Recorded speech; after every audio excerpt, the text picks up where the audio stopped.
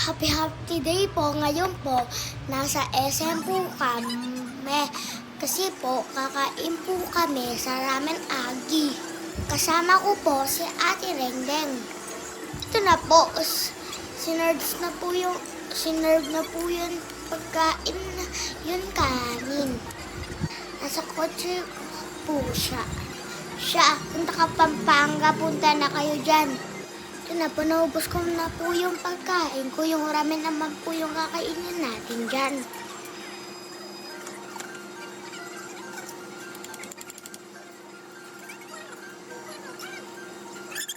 Ito na po, kinakain ko na po dyan yung ramen.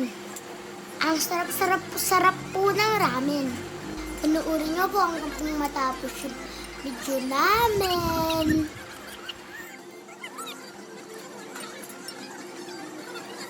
Pagkatapos ko pong kumain ng ramen, kakain naman po ako ng ice cream. Salamat po sa panonood!